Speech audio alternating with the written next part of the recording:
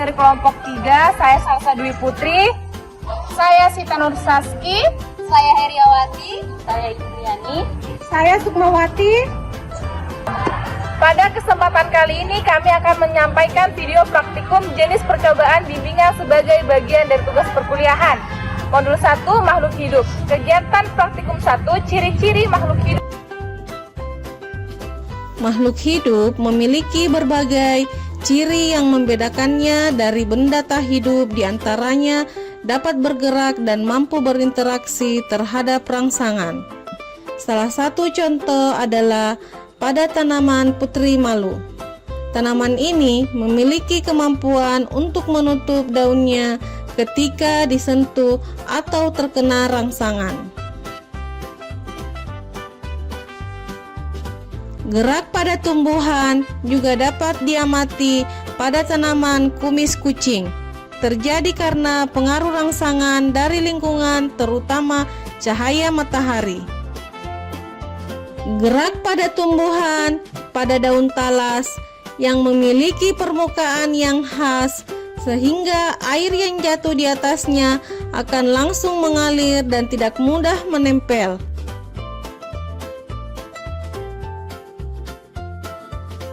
Gerak pada tumbuhan juga dapat diamati pada tanaman jeruk dan tanaman cabai, yang mana pada tanaman tersebut menunjukkan respon terhadap rangsangan cahaya, di mana daun dan batangnya cenderung tumbuh mengarah ke sumber cahaya matahari.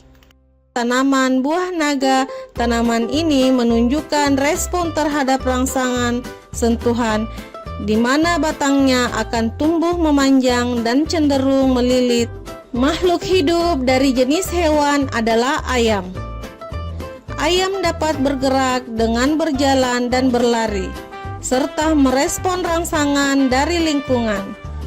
Sapi dapat bergerak dengan berjalan dan berpindah tempat, bereaksi terhadap suara atau ancaman. Bebek dapat bergerak dengan berjalan, berenang. Bebek juga memerlukan makanan sebagai sumber energi.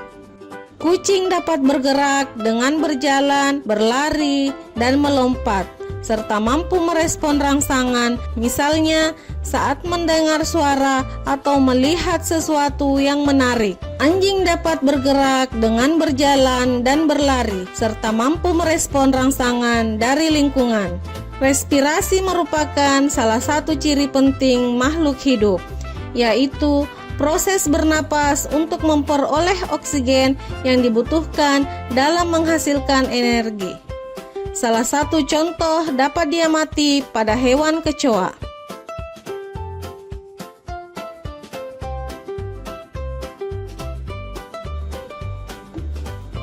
Kecoa bernapas menggunakan sistem trakea, yaitu saluran udara yang terdapat di dalam tubuhnya.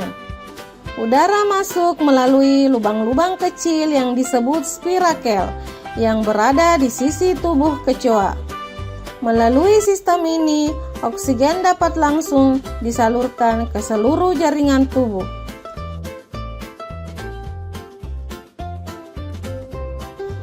Respirasi pada makhluk hidup tidak hanya memerlukan oksigen, tetapi juga menghasilkan zat sisa berupa karbon dioksida.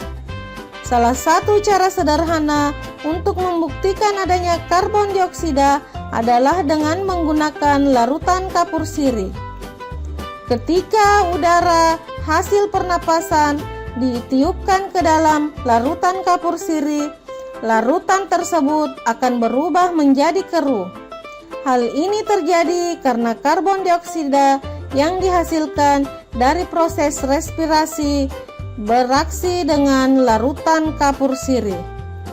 Perubahan ini menunjukkan bahwa dalam proses pernapasan, makhluk hidup menghasilkan karbon dioksida sebagai zat sisa.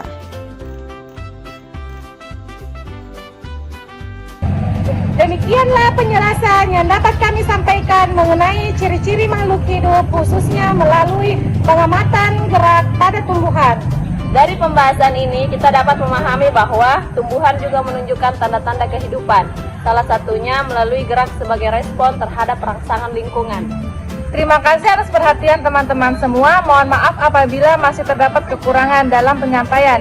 Sampai jumpa pada pembahasan berikutnya. Wassalamualaikum warahmatullahi wabarakatuh.